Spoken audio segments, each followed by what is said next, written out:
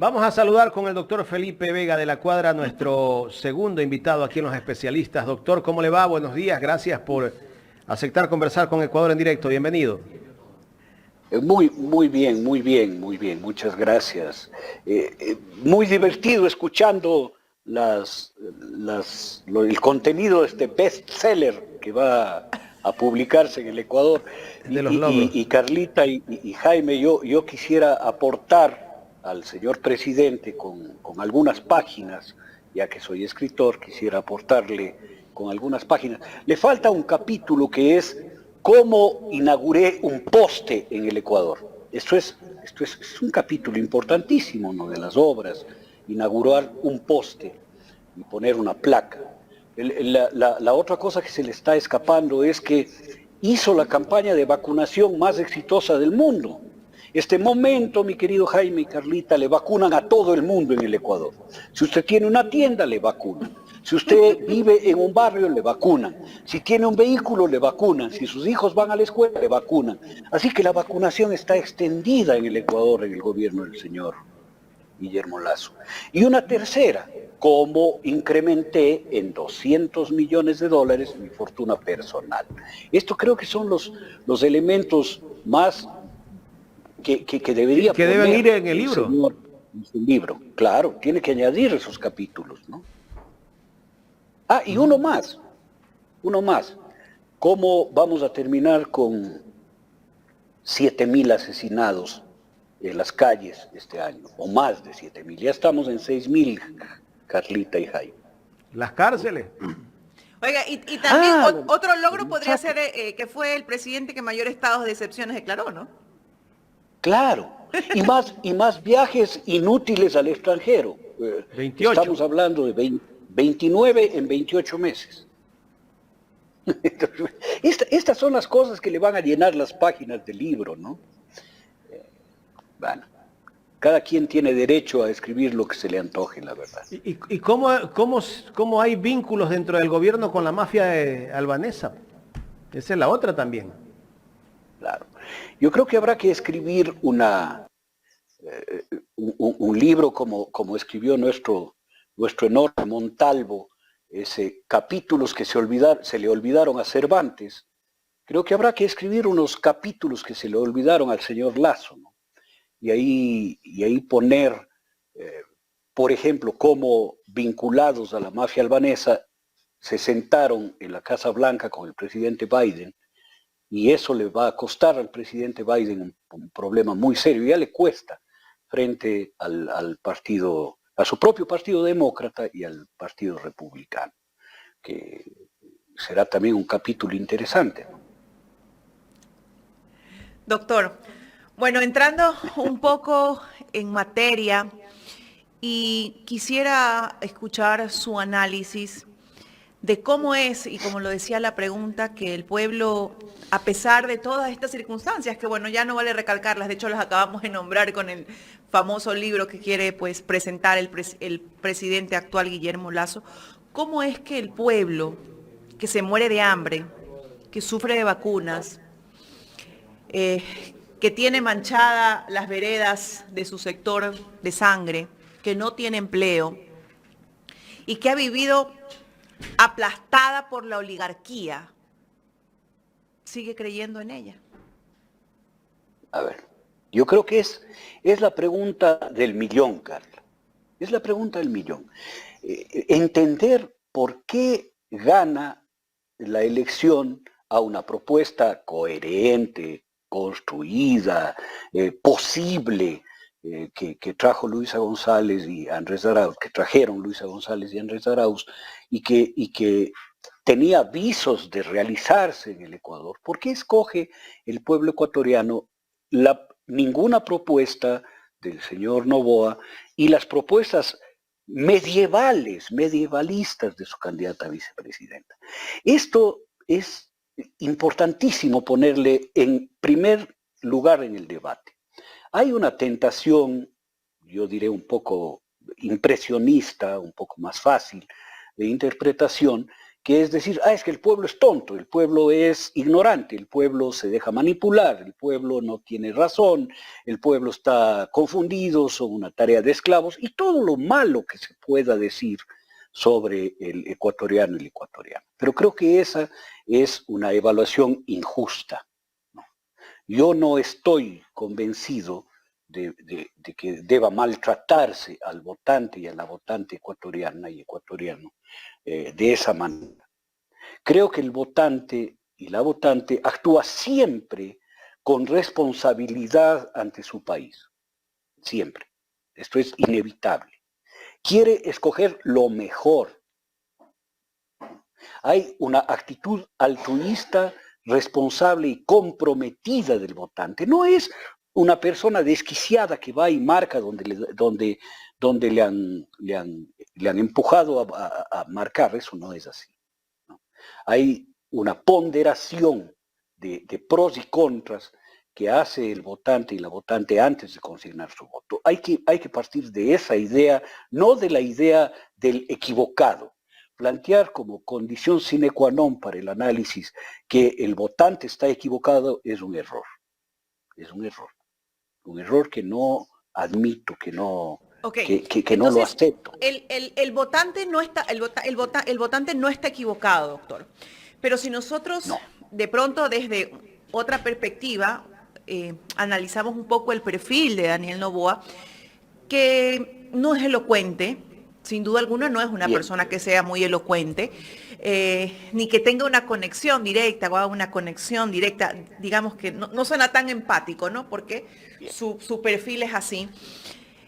Haya logrado conectar con la gente, y le digo conectar en términos generales, ya no voy a hablar solamente de los millennials o los Z con los que a través de redes sociales conectó, sino a través de un sinnúmero de generaciones. ¿Y por qué le hago esta pregunta? Porque yo veía todas las redes sociales y veía a personas adultas, veía, y tengo que decirlo así, a abuelitas o mamás de amigas mías con un Daniel Noboa de cartón, pues. Correcto, correcto. Entonces, yo empiezo a pensar, y usted me corrige con su experiencia, esto es como la historia de Pinocho, ¿no? Que resulta que le das vida al muñequito de palo, ¿no?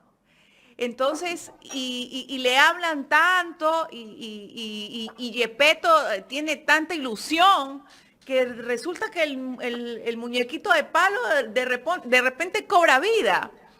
Entonces yo empiezo a pensar en Pinocho, empiezo a pensar en Daniel, y digo, bueno, los ecuatorianos le dieron vida en el sentido que le apostaron a un Daniel Noboa de cartón, dejado llevar por la exitosa campaña de marketing que hizo, porque hay que reconocer esa parte desde mi perspectiva, pero ojalá no se convierta también en un Pinochito.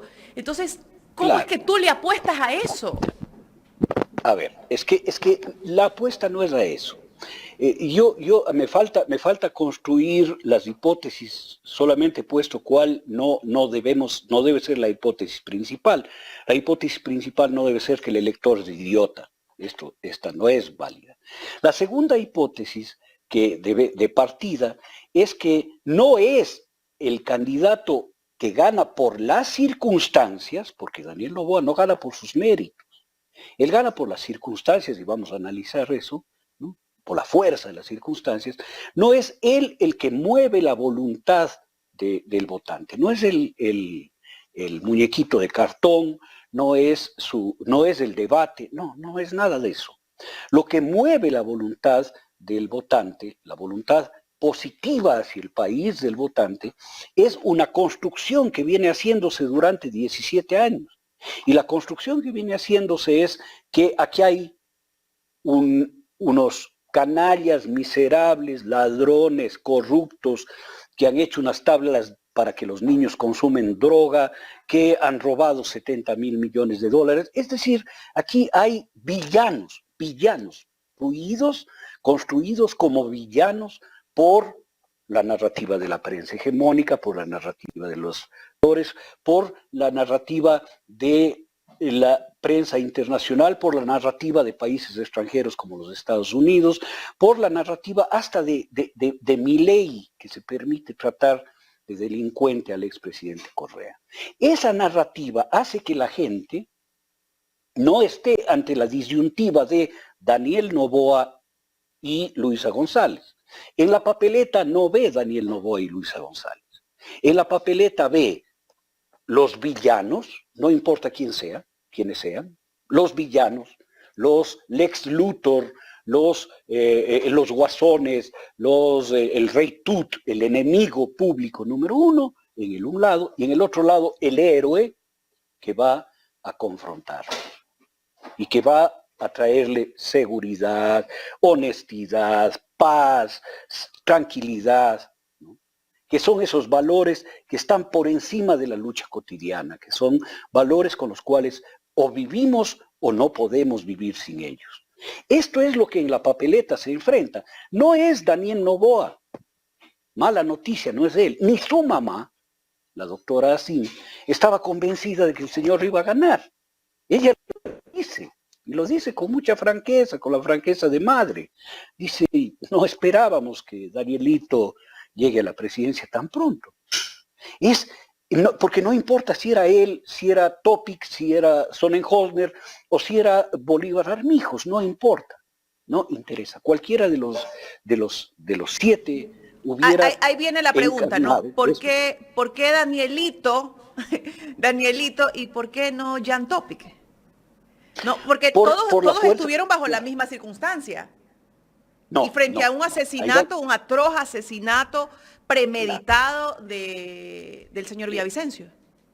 Pero es que hay dos circunstancias que le llevan a Daniel Noboa, a Danielito, como le dice con cariño su mamá, le llevan a la presidencia. La primera es el asesinato de Villavicencio, que mueve el tablero para todos, baja 10 puntos. Y esto el doctor Maluk, que es una de las personas que yo más admiro por su seriedad en los análisis, y que ventajosamente somos colegas en este medio de comunicación al que tanto quiero también, ¿no? Él ha hecho unos análisis brillantes al respecto. El primer análisis es cómo se mueve el tablero electoral con la muerte de Villavicencio en la primera vuelta, antes de la primera vuelta. Y Luisa González baja casi 10 puntos, cuando tenía ganada la elección en primera vuelta. Esta es una acción exógena, fuera de la política, pero que actúa dentro en la política, que mueve, patea el tablero. Y ahí sucede que quienes estaban un poco por la violencia anticorreísta, unos se perjudican, Topic se perjudica, y se benefician dos. Se beneficia uno, el grupo de Villavicencio, con un voto de pésame.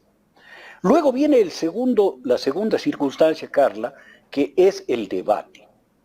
En el debate, donde no participa ya el señor Villavicencio porque está muerto, y no participa su sustituto porque todavía no estaba registrado, el único que se pone al margen del clivaje de esta competencia, de esta decisión y lucha correísmo-anticorreísmo es el señor Noboa. Y eso le lleva a él a rebasar a los otros que vienen en bajada. Esto está muy bien graficado por los estudios del doctor Maluk. Entonces, esa circunstancia le lleva a la segunda vuelta a una persona que no se imaginó que podía llegar a la segunda vuelta.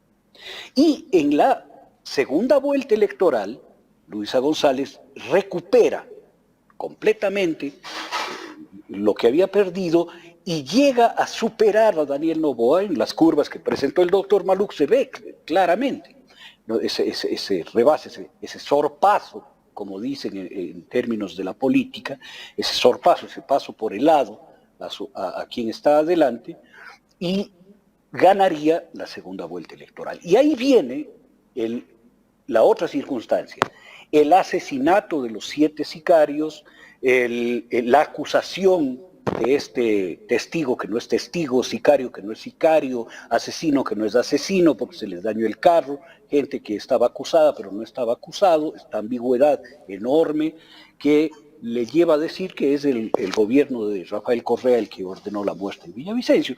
Y otra vez Luisa González pierde los 3 puntos o 4 puntos que hacen, realmente son 2, porque los 2 que pierde Luisa crece Noboa. Pierde esos 2 puntos y pico y le lleva a la presidencia de Daniel Noboa. Daniel Noboa llega entonces por esas circunstancias. Podía llegar quien sea, querida Carla. El tema no cambia la hipótesis que yo estoy planteando. Es decir, la gente no se enfrentó en la papeleta con Luisa González y Daniel Noboa. Se enfrentó con los villanos de la Revolución Ciudadana y el correísmo, ¿no? Y el héroe, cualquiera. Ser héroe es muy fácil. El que les va a enfrentar y les va a destruir. No importa lo que diga, no importa lo que plantee. Él sale y dice, voy a subir la edad de jubilación y al votante le entra por aquí y le sale por acá. La vicepresidenta dice, vamos a privatizar la educación y vamos a pagarles a los profesores con pizarrones y butacas y bancas, y la UNE vota por ellos. Sale Daniel Noboa y le dice a Leonidas Issa, yo no quiero saber nada de los 11 puntos de ustedes porque en ustedes no creo, y el movimiento indígena vota por él. Es decir, no importa lo que diga el candidato que representa a los héroes, ¿no? A los héroes, a los que van a salvar el país, que va a confrontar a los villanos, que somos del otro lado del país, y el voto va a consignarse por él. No porque la gente sea tonta, no porque la gente sea perversa, no porque sea arribista, no porque sea florinda, no, porque quieren que haya soluciones en el país. Y las soluciones no vienen en ningún caso de los villanos. Mira, yo estoy escribiendo un libro sobre esto, espero poder terminarlo pronto, porque así vamos a entender lo que pasa en el mundo. Voy a poner un ejemplo clarísimo. Vladimir Putin entra en una guerra, pero él es villano. Todo lo que haga es repudiable. El señor Benjamín Netanyahu, primer ministro de Israel, ordena bombardeos en Gaza y mata 700 niños en una noche. Es aplaudido por el mundo porque él es un héroe, que lucha contra los villanos que son islámicos, ¿no? Y el señor Putin es un villano que lucha contra los héroes, que es el señor fascista presidente de Ucrania. Todo se altera. Esto no es nuevo, Carla.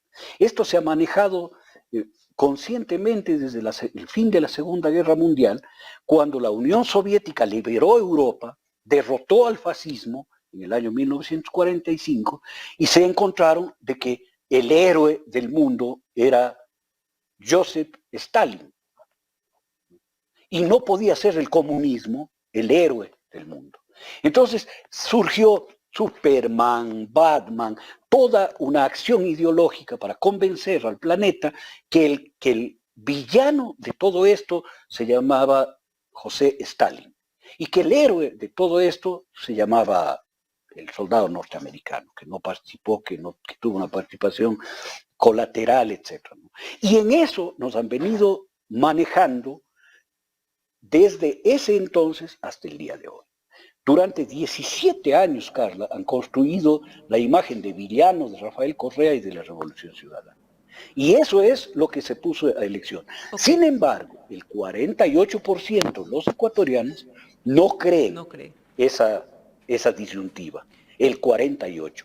Doctor, entonces la pregunta es, en base a esas narrativas que se crean en todas las campañas, las últimas campañas electorales de desprestigio, de ponerlos como los villanos y que se ha venido haciendo desde que el señor Lenín Moreno, pues sin duda alguna decide traicionar a esos ideales con los que él llegó, porque eso no se le puede olvidar, pues, ¿no?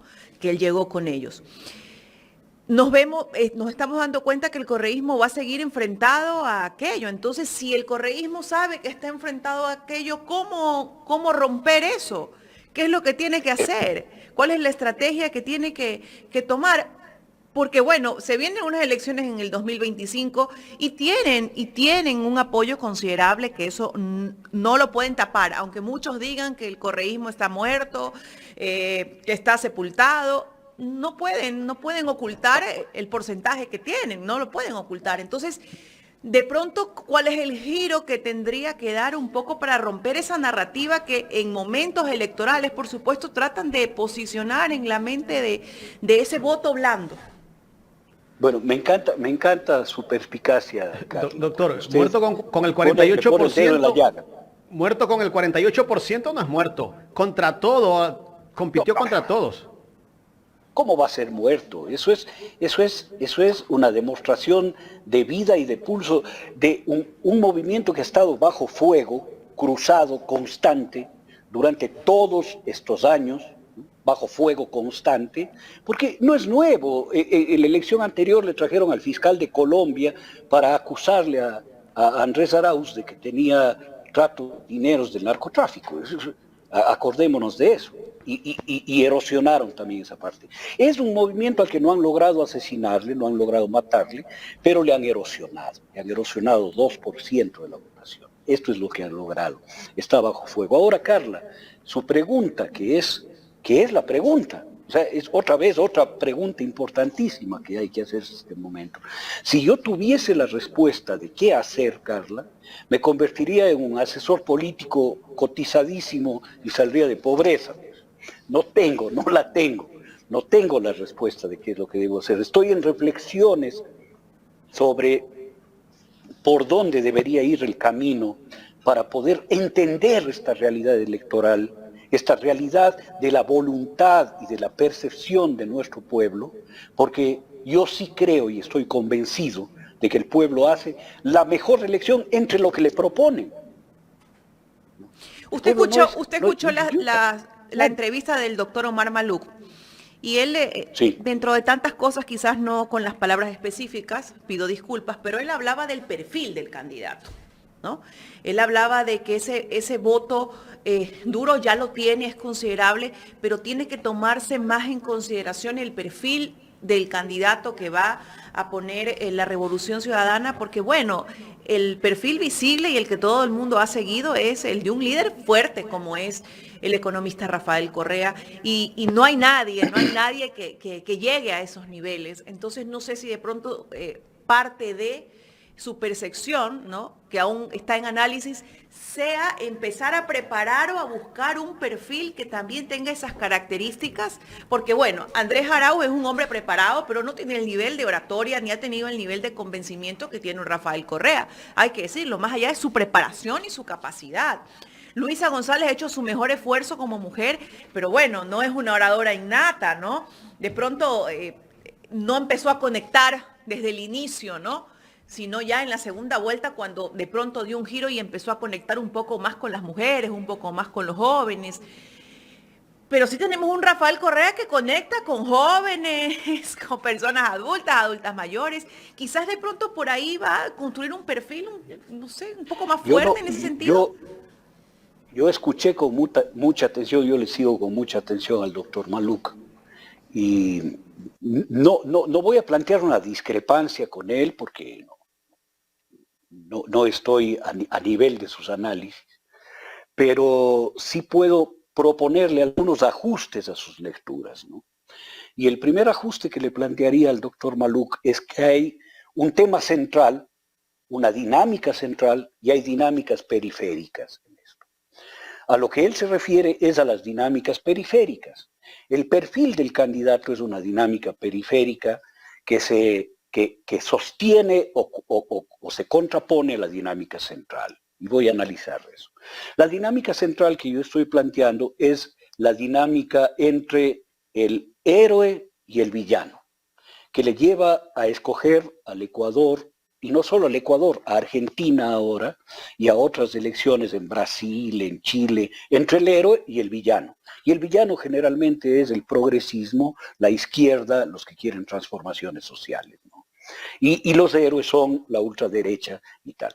Si es que eso no fuera lo central, no puedo explicarme las cosas periféricas. En las periféricas elegimos, el Ecuador eligió, yo no, en la elección anterior, a un viejito, debe tener un poco más que años que yo, pero tiene una actitud de viejito, que casi no puede caminar, que que tiene una retórica pésima, que no tiene claridad respecto a nada, que está lleno de mentiras. Ese es el perfil del candidato que ganó a Andrés Arauz, que es un tipo absolutamente formado, capaz y joven.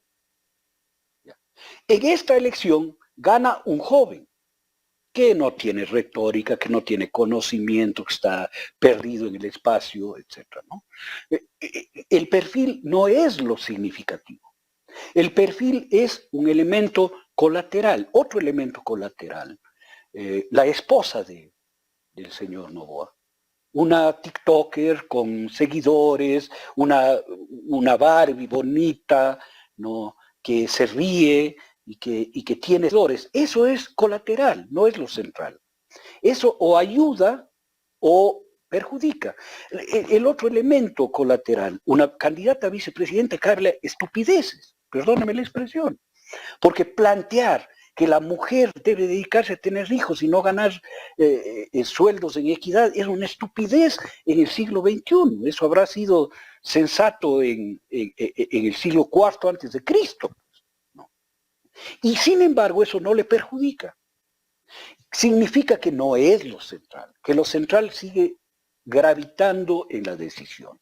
Entonces, este es el ajuste que yo le haría al señor, al doctor Maluk, y también me permito hacerle cordialmente al doctor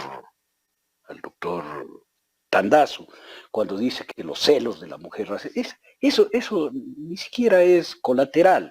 Creo que hay otras dinámicas que entran a funcionar. Doctor, yo soy mujer y antes de darle paso a Jaime, yo me niego a creer que una mujer no vote por otra mujer.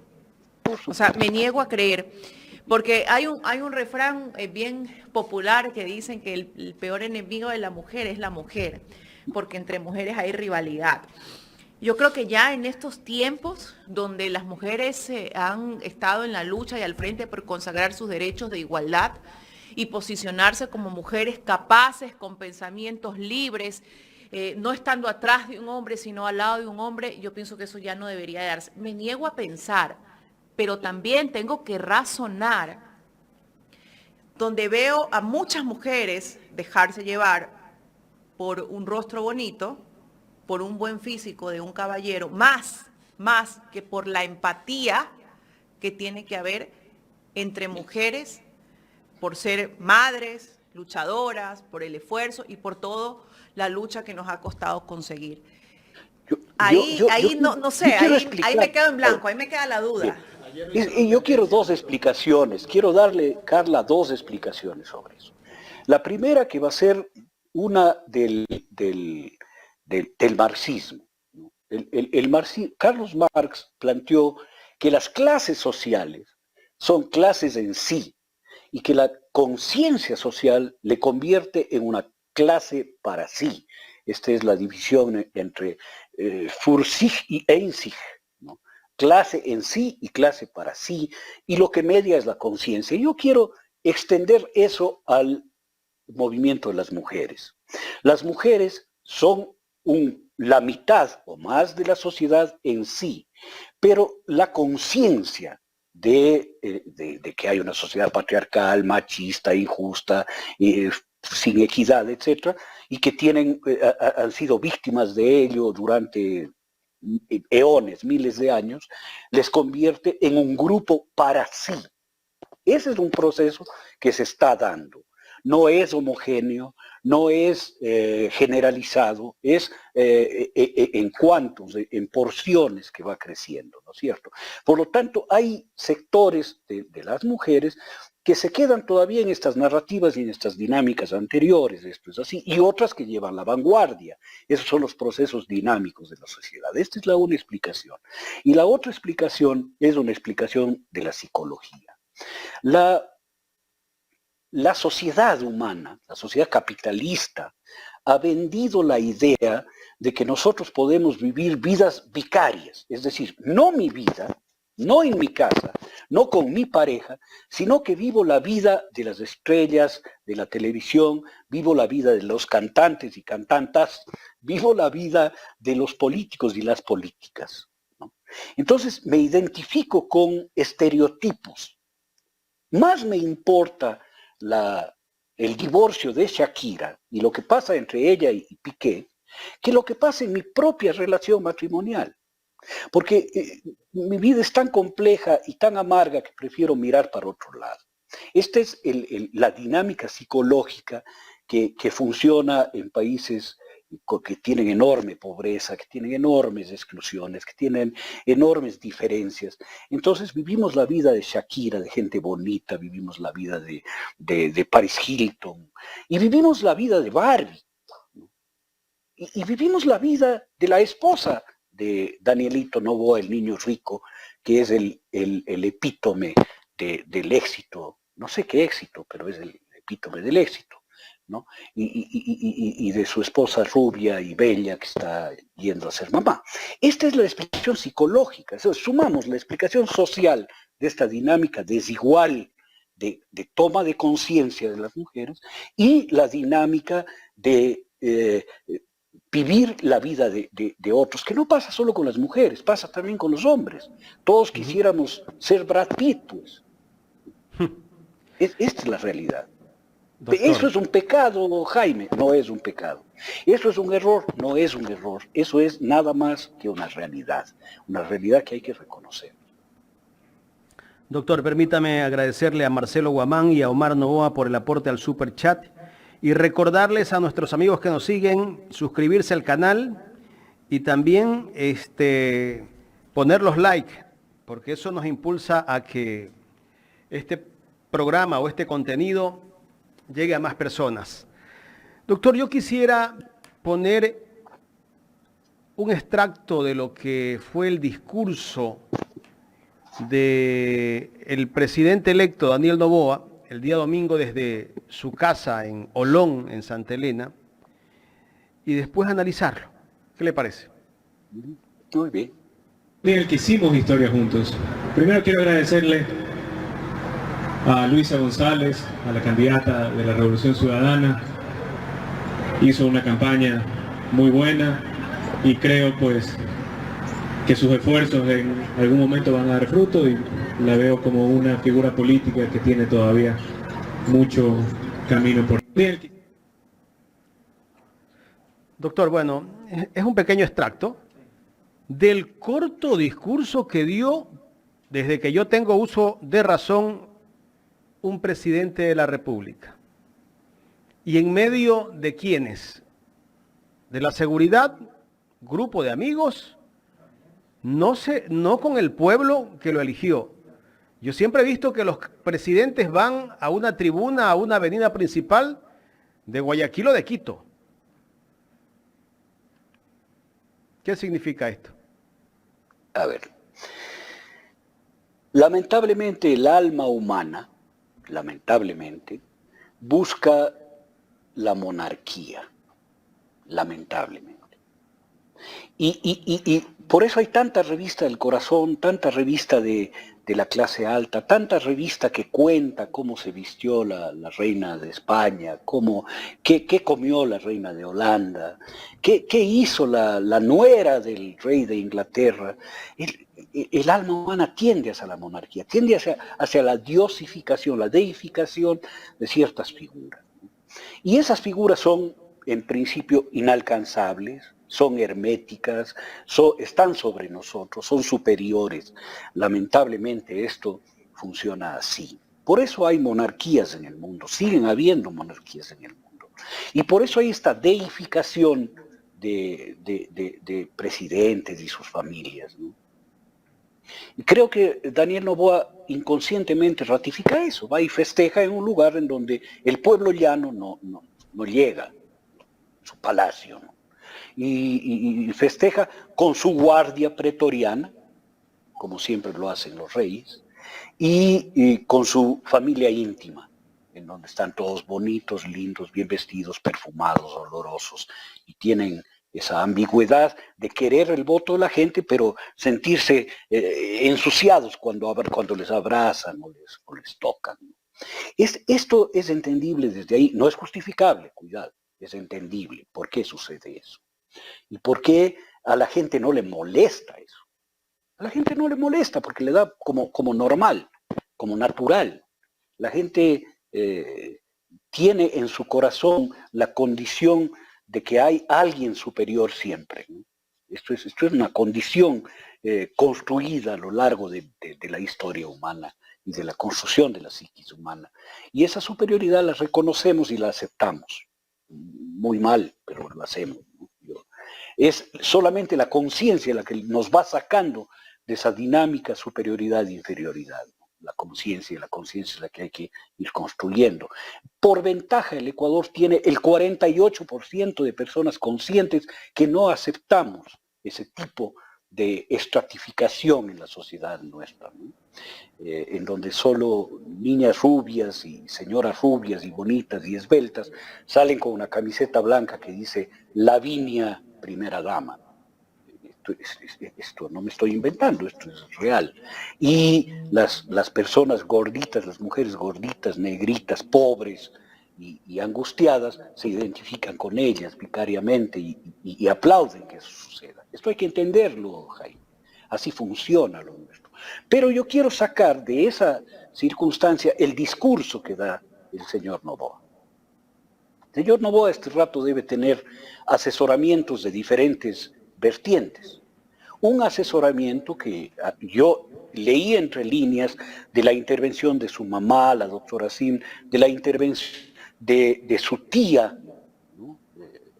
La hermana de su padre, la empresaria Isabel Noboa, entresaco algunas cosas que le están diciendo: cuidado con quién te metes, cuidado hagas tonterías, no estás preparado, tienes que preservarte en este gobierno. Y eso le lleva a decir lo que dice, a mandar un mensaje coqueto, voy a decir coqueto para ser lo más venial posible, a la candidata Luisa González. Doctor, ¿usted no cree que a Noboa lo van a someter quienes han estado detrás de su campaña, la oligarquía, la banca? Bueno, también él viene del sector de la banca, ¿no? El mismo claro. Guillermo Lasso. Bien. No, yo creo que esa es la contradicción que está. Por un lado, estos asesores de su familia, de su círculo íntimo, que le están diciendo: cuidado, preserva inclusive los bienes de la corporación y la familia, y el otro que se siente propietario de la ganancia, que es toda este combo de impresentables que empiezan con Guillermo Lasso, sigue con Lenín Moreno y termina con Zurita y Carlos Vera y todos los demás, ¿no es cierto? Ellos estarán este rato queriendo cooptar a Noboa y que haga lo que ellos quieren que haga, ¿no es cierto? Y lo que ellos quieren que haga es que cree paralelamente, esto es una hipótesis mía, esto estoy imaginando, no tengo información al respecto, pero se huele que puede ser así, que cree un bloque en la Asamblea con todos los demás y sin el movimiento de la Revolución Ciudadana, que tiene 52 asambleístas. Cree que Noboa le va a salir carísimo, su chequera no le va a alcanzar para eso. No le va a alcanzar el Estado para eso. No le va a alcanzar la institucionalidad y los recursos del Estado para pagar todos los votos de ese grupo. Porque todos querrán, y no es nuevo, el señor Guillermo Lasso, que actuó así, de esa manera, pues se terminó quejando del costo y de las extorsiones y chantajes que le hacía el grupo que él mismo generó. Y hasta hoy después los desacusó. Y el grupo de asambleístas también puso en evidencia que no querían ser pasacafés, que querían 3 ministerios, ¿no? y que no estaban conformes con los que les daban y que tenían que pagarle el pago de los impuestos y tal, que denunció el mismo Lasso, ¿no? Por su propia boca conocimos esto. Y la razón de la muerte cruzada es que él dijo que la asamblea era chantajista. ¿Quién le chantajeaba? ¿El grupo de la Revolución Ciudadana? No. Su grupo generado. Y Daniel Noboa está ante la misma disyuntiva. Entre ellos Pachacuti. Pachacuti, pues, evidente. Creo que tiene 3 asambleístas, ¿no? El pago, el costo para Pachacuti ha sido enorme en esto. Pero Doctor, perdón que le interrumpa. Yo conversaba hace una semana, antes de la elección, con el economista Nicanor Moscoso, que él fue gerente de la Corporación Noboa, y es amigo de Alvarito y de la familia Noboa. Y él me contaba justamente lo que muchos tal vez están pensando que Daniel Noboa va a hacer. Me gustaría poner parte de lo que dijo para analizarlo después. Claro. Sí, Daniel Noboa los va a dejar con los churros hechos a los ultraderechistas anticorreístas, que son alrededor del 10 o 15% de los ecuatorianos, pero que tienen mucha influencia, especialmente en los medios de comunicación, porque no les va a hacer caso. Jamás se va a reunir con ellos para escucharle eso, sino que va a hacer lo que mejor le convenga a él como gobernante y al país. O sea, yo no veo en un futuro que esta persecución a ultranza, sin importar el Ecuador, tenga futuro. Es decir, yo creo que en este momento, si la ultraderecha ecuatoriana está pensando que en Daniel Noboa tiene un peón, tiene una figura más para poderlos ellos mover a su antojo, como han movido a Guillermo Lasso, pues no lo van a tener, eso sin duda. Y yo veo que si es que él es candidato, si él se resulta electo, porque cualquiera de los dos puede ser electo el 15 de octubre, él haría un gobierno de unidad, y el primer aliado que tendría para facilidad sería la Revolución Ciudadana. ¿Y sabe por qué? Solo sus asambleístas, que además en ese momento si no se le va a despegar ninguno y se le van a unir muchos, ¿no? Se le van a unir muchos, sumados a los 57 del correísmo, y lo que es más importante, el correísmo no le tendría que pedir ni un puesto, ni siquiera de portero en ninguna institución. ¿Por qué? Porque ese no es el propósito de la Revolución Ciudadana, con la cantidad que tiene para administrar el país. Tiene como 7 prefecturas y como las 60 alcaldías más pobladas del Ecuador. Entonces, no estaría por cargos, como lo ha hecho ahora Guillermo Lasso, que le entrega a un asambleísta una gobernación 3 meses y se la está quitando, le entrega a Petroecuador a otro y se lo está quitando a los 2 meses porque ya lo necesita para otro asambleísta. O sea, en ese desastre yo creo que el Ecuador está garantizado que no vamos a entrar. Entonces, ¿qué le parece lo que dice Nicanor Moscoso? Es exactamente lo que yo pienso. Y yo pienso no porque les conozca, sino por las muestras, por los signos, por los síntomas que estamos expectando como Ecuador. Es lo que Daniel Noboa sale y hace este acto de simpatía, de galantería con la Revolución Ciudadana. Le está diciendo, quiero un acuerdo con ustedes. Que no es nuevo Ecuador y no es nuevo Jaime. Este es el acuerdo que entre los dos partidos serios de este Ecuador, la Revolución Ciudadana y el Partido Social Cristiano, o lo que queda del Partido Social Cristiano, que siendo de derecha, y yo soy un opositor al Partido Social Cristiano, pero le respeto. Esos dos movimientos, el movimiento y partido, le dijeron al señor Lasso, hagamos un acuerdo de gobernabilidad. ¿A cambio de qué? De nada. El Partido Social Cristiano le pidió la presidencia de la Asamblea y la Revolución Ciudadana le pidió una comisión de verdad sobre los temas que se han hecho en el OFE. Nada más, ¿no? Nada más, ninguna otra cosa. Y el señor Lasso no aceptó, dejándose llevar por los cantos de sirena de esa masa informe de asambleístas que hacían una mayoría y que nos llevaron al país al punto en el que estamos. Ahora Daniel Noboa está exactamente ante la misma disyuntiva, lo ratifica Nicanor Moscoso, que conoce la situación por dentro. Y yo desde afuera estoy haciendo la misma lectura. Tanto Daniel Noboa como Luisa González han dicho sí. Luisa le contestó diciendo, empezó diciéndole, cuente con nuestros votos para lo que sea en bien del país. Cuente con nuestros votos con estas 2 líneas rojas. No privatizaciones y no regresión en derechos. Ha sido clarísima Luisa González en eso. Y Daniel Noboa le responde diciendo, sí, usted algún rato será presidenta. Doctor, pero ahí Daniel Noboa se abre un frente con los odiadores. Seguro que se va a abrir un frente. Con los grandes medios también. Claro, pero este es un tema que si Daniel Noboa es empresario, como su tía sí es, ¿no? Harán una medición, unos lo harán muy rápido, otros muy pensado, pero harán una medición de costo-beneficio. Si esto no es sino el catecismo del empresariado. Costo-beneficio. ¿Cuánto me costará hacer un bloque colateral en donde van a participar los que van a ser mis contendores, dirá Daniel Noboa y su equipo, en la elección del 25? Porque Daniel Noboa ha dicho que va a participar. Y sus contendores van a salir de ahí, de ese bloque. Y le van a disparar con todo lo que tengan. Le van a boicotear, le van a impedir. Y él va a llegar en la misma condición que Guillermo Lasso, con una adscripción del 3%, 4%. Y así no va a ser presidente de nada, no va a repetir nada. Y en el otro lado está, claro, va a haber un costo para él, pero los costos para la familia más poderosa del Ecuador son manejables. Son manejables. Por último, se comprarán los medios de comunicación, claro, los medios hegemónicos. ¿Ya? Pero harán este análisis.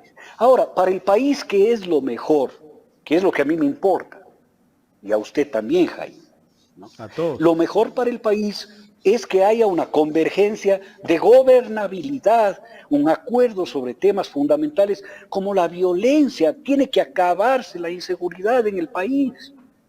Daniel Noboa no sabe cómo hacerlo. Tiene que haber una convergencia en eso. Esto es como tener una guerra, Jaime, donde mueren 7.000 personas ecuatorianas por año en esa guerra. Y no podemos quedar al margen. Este rato tenemos que sentarnos juntos, las dos fuerzas políticas más grandes del Ecuador, más coherentes del Ecuador, la de derecha, que es el socialcristianismo, la de la progresista, que es la Revolución Ciudadana, y el presidente que llegó por las circunstancias, pero es presidente. Y encontrar un camino para solucionar los problemas acuciantes del Ecuador. O de no, ni los empresarios van a poder subsistir en este país. Claro. Nadie. No vamos a Claro. ningún lado. Lo De que lo deja contrario. al margen, como dice Nicanor Moscoso, con conocimiento de causa, deja al margen a todos estos tránsfugas políticos que están queriendo medrar y que están esperando llenarse los bolsillos con el votito que tienen. Lo mejor sería para el país dejarles al margen y encontrar 4 o 5 acuerdos de gobernabilidad para este año, 8 meses. Pero es que eso no, esa razón no pide fuerza, Jaime. Si Daniel Noboa no hace eso, van a suceder varias cosas. El país va a entrar en caos. Número 2, él va a erosionarse al punto que va a arrepentirse de haber hecho una participación política, porque los meteoritos que suben muy rápido, caen muy rápido. Hay que saber sostenerse. Y esto es lo que le dice su tía con sensatez. Y lo que le pasó a Lasso, pues Lasso fue sometido también Claro, por los odiadores. sometido. Hizo caso a Sometido. muchos periodistas que odian al progresismo. Por eso rompió el acuerdo que había entre el PSC y la Revolución Ciudadana. Claro. Y a la final de cuentas, lo que sucedió es que esos odiadores se quedaron con sus medios y tal, y ganaron plata, y el Claro. señor Lasso no pudo terminar su periodo y termina como el peor presidente de la historia del Ecuador. O sea, eso es el resultado sumando y restando. Eso quiere Daniel Noboa. Le van a permitir su entorno familiar que eso suceda. A mí no me importa lo que suceda con Daniel Noboa. La verdad no me importa, no me tiene sin cuidado. Lo que sí me importa es lo que va a suceder con el país. Por ejemplo, a la señora vicepresidenta tienen que hacer lo que están haciendo, aislarla completamente. Doctor, pero ya salió a dar declaraciones, a anunciar la consulta popular. El día domingo creo mire, que lo dijo. Jaime, si no hay acuerdo con el sector odiador, si es que se diese un acuerdo entre Daniel Noboa, la Revolución Ciudadana y el Partido Social Cristiano, que yo le estoy poniendo al Partido Social Cristiano porque creo que es necesario para ellos, ¿no? Porque en el Ecuador debe haber un partido coherente de derecha. Pues que esto es así, o de no podemos vivir en democracia. y eso va a frenar el avance del fascismo y del ultraderechismo en el Ecuador. Pero bueno, si se diese ese acuerdo, los del otro lado, toda esta suma de buenas gentes, construye Paula Romos, Lazo, Morenos, todos ellos van a cerrar filas alrededor de la vicepresidenta, pues. Y van a levantar el fascismo, la ultraderecha en el Ecuador con todo el ánimo del mundo. Eso es lo que van a hacer. Y van a tratar de lograr que ella se posesione de la presidencia cuando el señor Noboa tenga que pedir licencia para participar en las elecciones presidenciales. Estos son los escenarios que pueden venir, ¿no?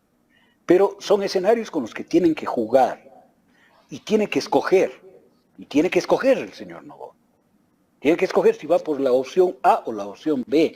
Tiene que hacer lo que hizo el Ecuador el día 15 en la papeleta, escoger uno de los dos. Y si él se equivoca, el Ecuador va a tener muchísimo que perder, que ya tiene que perder, y él mismo y su familia van a tener muchísimo que perder. Correcto. Doctor, voy a regresar nuevamente al tema de los resultados electorales del que hablamos al inicio de la entrevista. José de Luca, un amigo también de Colectivos, me dice que le consulte a usted por qué el correísmo tiene un fuerte rechazo del indigenado en las provincias de la sierra y cómo contrarrestar eso. Muy buena pregunta, muy pregunta. A ver, yo soy cuencano, yo soy, ¿no? Yo de alguna manera, aunque sea lateral, con indígenas. También, pues. Y le voy a contar. Por José de la Cuadra. Claro, ya, pero el Montubio es otra realidad. El Montubio es otra realidad. El indígena de la sierra es otra realidad, ¿no? El indígena de la sierra tiene una vida colectivista, toma decisiones en colectivo. No es un liderazgo que impone una visión, sino un colectivo que toma decisiones. Y esas decisiones se cumplen, so pena de castigo real a la dirigencia, ¿no? Entonces la dirigencia se cuida mucho de no incumplir las decisiones colectivas. Esto es lo primero. Lo segundo, en ese colectivo no hay unanimidad. En ese colectivo hay varias corrientes en conflicto. Corrientes que se han ido dibujando a lo largo del tiempo. Empezamos con Auqui Tituaña ligado a la transformación que transformó Cotacachi y terminamos con Auqui Tituaña ligado a la banca y a la oligarquía y con una capacidad económica altísima, ¿no? Como mucho del sector indígena, por ejemplo, el presidente de la cooperativa Muxucruna, que era uno de las personas con mayor riqueza en el Ecuador. Y que eso a mí no me asusta. El tema es que esos sectores generan dentro del movimiento indígena, dentro del colectivo del movimiento indígena que se mantiene como colectivo comunitario, generan una posición de fuerza. Y esa posición de fuerza es ejercida por gente como Lourdes Tibán, como el ex prefecto de Morona Santiago, etcétera, ¿no? El señor Santi en el Oriente y otros más. Esa posición de derecha y de clase dentro del movimiento indígena interfiere, participa y decide ciertas decisiones colectivas, cierta toma de decisiones colectivas. Por lo tanto, ese sector anticorreísta, profundamente anticorreísta y profundamente pro-bancario, no me estoy inventando. Miren que el señor Miguel Yuco, que fue presidente de la CONAIE, tuvo como socio a Fernando Azpiazu Seminario, y tan como socio que Fernando Azpiazu Seminario le pasó sus acciones de la empresa eléctrica del Ecuador y las titularizó a nombre del señor Miguel Yuco. Y el acuerdo entre Guadalupe y Llori... Lo nombraron hasta gerente de Melec, acá en Guayaquil, me parece.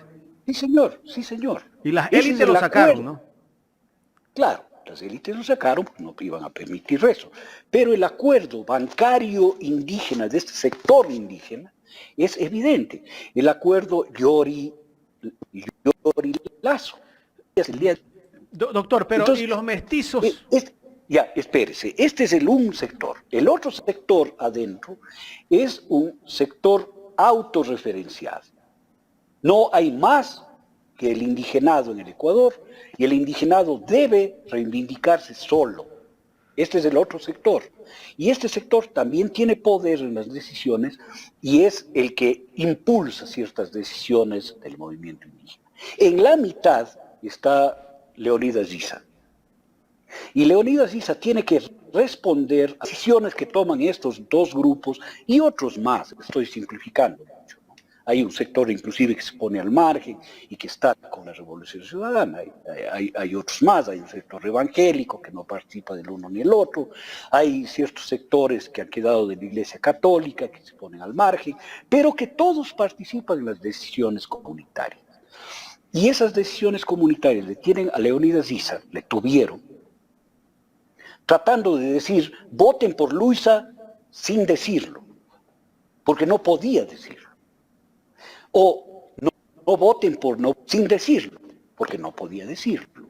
Creo que la dirigencia, la condición de dirigente de Leonidas Giza al interno del movimiento indígena está muy erosionada, muy gastada, muy caída, y el mismo movimiento indígena está muy caído y muy gastado en las decisiones que han tomado y las representaciones que tienen. Eso se ve en que el movimiento Pachacuti no pudo ni siquiera inscribir una candidatura, ¿no? Y que ahora tiene 2 o 3 asambleístas. Esto es muy penoso porque el movimiento indígena está destrozándose por dentro, ¿no? En esta cosa ambigua. Por esa razón no es posible el diálogo. Miren, sale el dirigente y dice, el candidato que plegue a nuestros 11 puntos del paro de junio va a tener nuestros votos. Sale Andrés Arauz y dice, sus 11 puntos en nuestro plan de gobierno, y los nombra a todos, ¿no? Luisa González inmediatamente ratifica la posición de Andrés Arauz y dice, nosotros estamos con los 11 puntos. No porque quieran la adscripción solamente, sino porque es real, es cierto. Y viene el silencio absoluto del movimiento indígena, porque si Leonidas Giza se sienta a conversar con Luisa González, el movimiento indígena le ortiga, le baña en agua fría y le destituye. ¿Por qué? Porque las contradicciones y decisiones del movimiento indígena están por encima de ellos y la decisión es no a ellos, sí a los banqueros. Eso quiere decir que casi que la mayoría de los indígenas tienen una tendencia más a la derecha que al progresismo. No. Tienen una tendencia a sus propias decisiones. Y sus propias decisiones ¿Y no actúan de manera colectiva? De colectiva, claro. Pero hay fracturas internas y las decisiones colectivas se toman como se tomó la decisión de sustituir a la dirigencia de Pachacuti, en donde las votaciones estuvieron así, tas con tas, como dicen ellos, entre el sector pro-bancario y de derecha de las dirigencias y el sector autorreferenciado. A pesar de que a ese movimiento indígena en las protestas que tuvieron en octubre del 2019 y el 2022, en junio, fueron golpeados, asesinados, fueron maltratados, vuelve a votar por la derecha. Es que ellos, este sector autorreferenciado, que hay que analizar muy a fondo esto, no soy yo el llamado, yo estoy esbozando algunas ideas nada más. Hay gente muy capaz que puede analizar estas cosas y valdría la pena que se les invite, mi querido Jaime, para que profundicen o discutan o me saquen de la idea que estoy planteando. De todas maneras, el diálogo sería buenísimo, ¿no? Nos iluminaría mucho. Yo creo que este sector autorreferenciado es el que lleva las paralizaciones. y los levantamientos. Pero como las tomas de decisión son colectivas, todos se suman a eso, ¿no? Y ellos parten de la idea de que toda la gente les va a apoyar. En este momento hay muchas voces que le dicen, ¿saben qué? Doctor, en la próxima paralización ustedes se quedan solos. ¿y ellos hacen un análisis consciente de la realidad nacional? ¿Será que no hay ese tipo de análisis? ¿O solo escuchan lo que dicen ciertos líderes que también son odiadores, como decir una Lourdes Tibán, que es la prefecta ahora de Cotopaxi? No le minimicemos a la Lourdes Tibán, no es solo odiadora, ella responde a una de las dos posiciones al interno y tiene convicciones muy fuertes. Yo le conozco a Lourdes desde hace muchos años, ¿no? Su posición Pero es odiadora del correísmo. Es absolutamente coherente, odia al correísmo, por supuesto, pero odia como odia el señor Lasso, es un odio de clase, es un odio de intereses. Ahora, yo creo que... ¿Y por qué la bronca? ¿Por qué viene la bronca contra el correísmo? Entre Tibán... Porque el correísmo es contradictorio a sus intereses. ¿No? ¿De dónde viene la bronca de Lasso? ¿Cometió algún error Correa? No. Es un odio de clase. Es un odio de reivindicaciones, de liderazgos, es un odio político. Es un odio, el mismo odio que le tiene el señor Lasso al correísmo, ¿no? El mismo odio. Es exactamente el mismo. Estos son los ponchos dorados. Quiero decir, es un poco despectivo eso, ¿no? Yo creo que es una clase política al interno del movimiento indígena. Una clase política que también impone las decisiones en ciertos momentos y esas decisiones colectivamente se asumen. El movimiento indígena analiza la realidad del país, pero analiza desde su perspectiva y su posición, Jaime. No es que se dejan lavar el cerebro. Yo creo que hay que empezar a respetar. Pero también hay una realidad, ¿no? Correa les quitó el CODEMPE cuando la señora Tibán estaba en la dirigencia de la CONAIE. No, son pretextos. El pretexto es la casa pero eso sí les resintió a ellos. CODEMPE, claro. Esos son pretextos que se utilizan con las bases, para que las bases tomen decisiones, ¿no? Es decir, fíjense, nos quitaron la casa. Porque no van a decir, oye, yo tengo que defender el paquete accionario que me legó el señor Raspiazo y tengo que monetizar eso. Y el gobierno no me permite hacer esa monetización. Eso van y le cuentan al indígena pobre de la altura del Chimborazo, y el indígena pobre de la altura del Chimborazo les oye como oír llover, pues.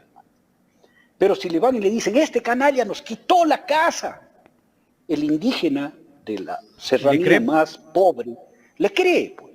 ¿No es cierto? Para mí esos son pretextos. Los que hacemos análisis... Y más la canalla mediática no que viene detrás de todo. Confundir. Claro, entonces ahí viene el aparato. ¿No es cierto? Pero nosotros no podemos confundirnos en el análisis. No podemos analizar... poner la carreta delante de los bueyes, porque sabemos que la calentura no está en las sábanas. Así es. Aquí hay un problema más de fondo que el Ecuador no se ha aproximado. La realidad indígena es un tema al cual no nos hemos aproximado debidamente. Comprender las fuerzas que están adentro, las disyuntivas y las posiciones políticas que juegan adentro del movimiento indígena. Creo que hacemos mucho esfuerzo en poder entender la política por fuera, la política de las ciudades, la política de los partidos, pero no hacemos un esfuerzo para entender la política de un gran movimiento que tiene la capacidad de mover la balanza, ¿no?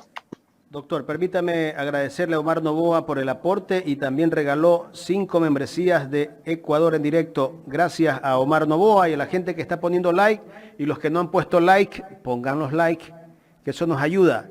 Y si puede seguir aportando a alguien más, les agradecemos. Ponga. Gracias, no se olviden. Doctor, ¿qué debe hacer el correísmo? Porque hay que corregir todo lo que ha pasado. Tienen que evaluar resultados, pensar en otra estrategia para el 2025, porque ya estamos casi que en un año electoral nuevamente. Siempre, Jaime, la realidad exigirá modificaciones a las estrategias, ¿no es cierto? Pero yo no creo ni parto de la idea que la Revolución Ciudadana ha tenido errores en esta campaña. eso no es cierto. Creo que las candidaturas han sido las mejores luego de la candidatura hace 17 años de Rafael Correa. Estas dos candidaturas son las mejores que se habían podido presentar al Ecuador. Creo que las estrategias de campaña han sido absolutamente eficientes, atractivas, han cumplido su rol. O de no hubiésemos estado a punto de ganar en primera vuelta, ni lo hubiésemos tenido a la Revolución Ciudadana ganando en un momento en la segunda vuelta. El problema no está en las estrategias de la Revolución Ciudadana, en los errores de la Revolución Ciudadana. No hay errores. Está en el fuego cruzado constante que el doctor Maluk analizó con estas acciones exógenas desde fuera que patearon el tablero electoral y que no se podían prever, Jaime. Nadie podía prever que se asesine a un candidato a la presidencia, la forma en la que se le asesinó, en el tiempo en el que se le asesinó. Y nadie podía prever que después se asesinen a 8 personas. La Revolución Ciudadana venía advirtiendo desde hace tiempo que iban a haber acciones que traten de erosionar el voto. Pero nadie podía prever los efectos. Claro. Por lo tanto, no hay error. La derecha utilizó todo, ¿no? Utilizó la chequera de los bancos, utilizó los emporios comunicacionales que existen en este país, que algunos forman parte de la banca, y todo lo que tenía a su alcance. El propio gobierno estuvo detrás de todo, pues. Claro, pero acá hay otros actores que no los ponemos, que no son políticos. Hay actores metapolíticos, más allá de la política. El crimen organizado tiene que ver en todo esto. Las bandas del narcotráfico, las mafias del narcotráfico tienen que ver en todo esto. Con todo lo que está pasando.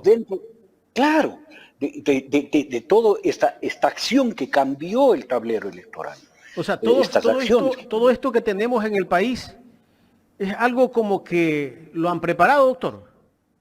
Claro, es alguien que utilizando las bandas del narcotráfico y el crimen organizado y sus implicaciones y tentáculos dentro de la policía, dentro del SNAI, dentro del Estado, permitieron actuar de esa manera. De no, cómo matan cómo les ahorcan a los 7 sicarios en la penitenciaría electoral.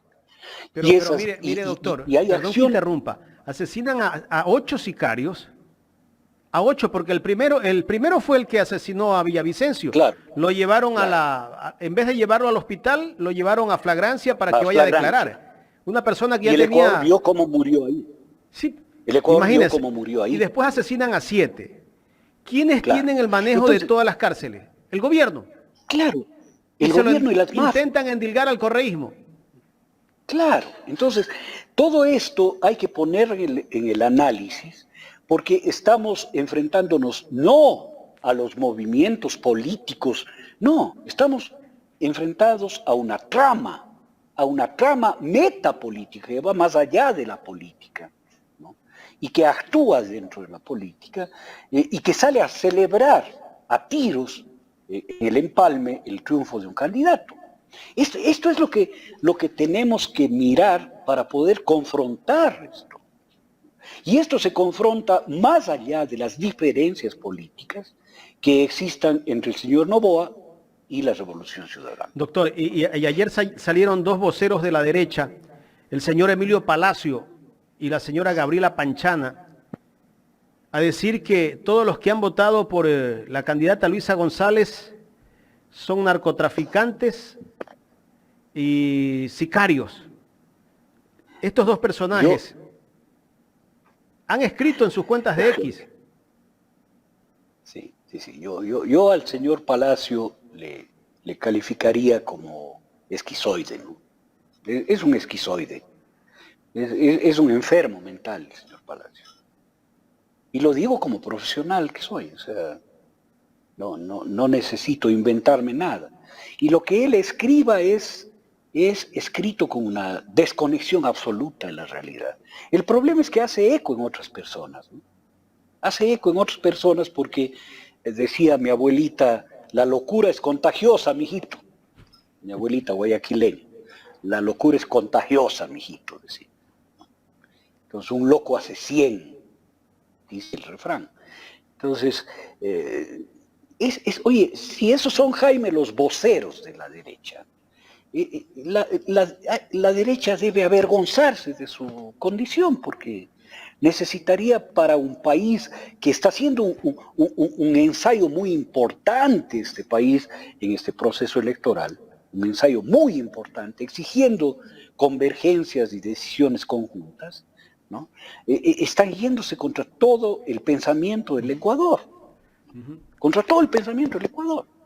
O sea, estos señores hay que botarles al tacho de basura porque no tienen ninguna calidad moral. Doctor, y la postura que tomó la familia del mismo difunto Villavicencio, las hijas o la hija y la esposa y el señor Zurita, que no les ha importado la investigación para ellos de la muerte de Fernando Villavicencio. A ellos les importa que en la investigación se diga que el correísmo mandó a asesinar a Villavicencio. Y cuando le preguntan de su teléfono por qué no lo entrega, se molesta, se altera, incluso hasta nervioso se pone a ratos. Y la hija de Villavicencio, suelta de huesos, lo ha dicho en varias entrevistas, que ella botó el teléfono al río Tomebamba. Eso es como un delito, pues, doctor. Claro, pero Jaime, yo puse varios posts en mis redes sociales sobre el tema, diciéndole, oiga, señor Zurita, las personas comunes y corrientes no tenemos nada que ocultar en nuestros teléfonos. ¿Cómo así ustedes ocultan eso? Tome, aquí está el mío, vea lo que quieran. Pero yo creo que más allá de todo el horror que significa esto, porque no es solo el horror del asesinato, sino el horror de lo post, lo que vino después. Cosa que en otros crímenes, como el del alcalde de Manta, execrable crimen, horrible. Y nadie se acuerda del alcalde de Manta. Claro. Pero la familia del alcalde de Manta y la gente de Manta le llora en silencio y se han centrado en el dolor de ese asesinato, no en un ejercicio medio macabro de expresar el cadáver, que eso, no sé, conmigo no quiero ni comentarlo. Pero yo sí creo que va a suceder una cosa, Jaime. Mañana se acaba el tema Villavicencio. Sí, ya se olvida. Mañana se acaba. Se terminó la elección. Mañana se acabó. Se terminó, ya tienen Se cumplió presidente. con el objetivo. Se cumplió con el objetivo. Ahora, lo que sí puede pasar es que si el señor Noboa no se somete, óigame bien, no se somete a las Paula Romos, a los dueños del cadáver del señor Villavicencio, le van a enrostrar a él. Y va a ser una lanzadera que sacarán de vez en cuando para torcerle la voluntad o intentar torcerle la voluntad al señor Noboa. Danielito, le diré, como le dice la mamá, Danielito, con respeto, me refiero a él, Danielito, tenga cuidado. Usted va a ser chantajeado por la gente que ha votado por usted. Va a ser chantajeado, va a ser empujado y después va a ser descartado para que sin posibilidades electorales le tienda la cama a algún otro de los candidatos. Doctor, ya en la recta final de este diálogo. También nos olvidamos de la muerte de Rubén Cherres. Y hay un audio filtrado por La Posta donde Rubén Cherres habla con un tal Tony y Tony le anuncia cómo resuelve los problemas el cuñado del presidente de la República y que él no se quiere manchar las manos de sangre. Y en ese audio también se habla de quiénes podrían ser las víctimas. Entre ellos está Villavicencio. Cuando hay mucha basura, Jaime, y mucha basura acumulada, cabe hacer lo que han hecho los países luego de dictaduras sangrientas, luego del apartheid, luego de asesinatos oscuros y ocultos. Vale la pena en el Ecuador que Daniel Noboa genere una comisión de la verdad y la reconciliación. Eso es lo que hay que hacer en este país. Por un lado, combatir muy firmemente a las mafias del narcotráfico y por otro lado, entrar a limpiar el sector de administración de justicia porque está corrupta y transida por este mal, y otro, hacer una comisión de la verdad, para que pueda plantear al mundo qué es lo que ha pasado en este país. Porque aquí no estamos frente al asesinato del señor Villavicencio nomás. Estamos frente al asesinato de 7.000 personas este año, frente al asesinato de 5.000 personas del año anterior, y frente al asesinato de 3.000 personas del año anterior y 2.000 el otro año.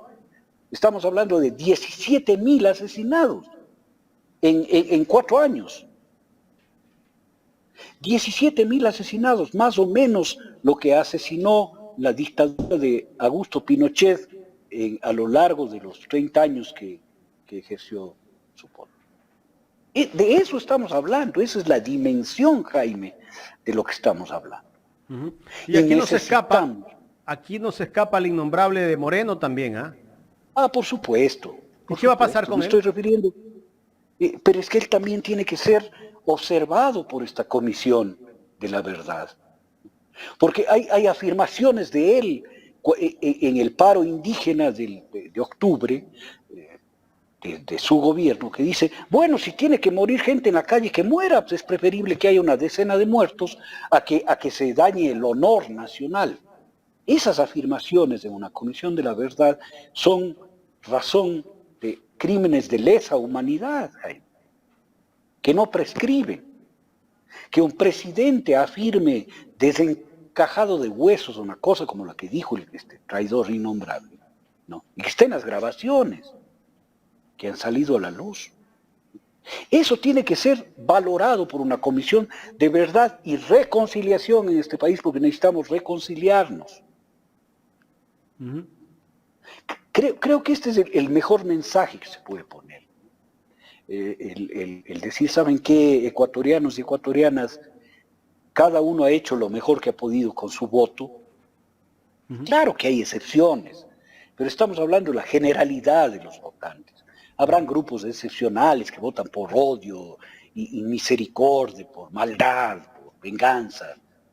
Pero hay el común y corriente, las personas votan por altruismo, quiere un país de paz. Y cree que está escogiendo lo mejor.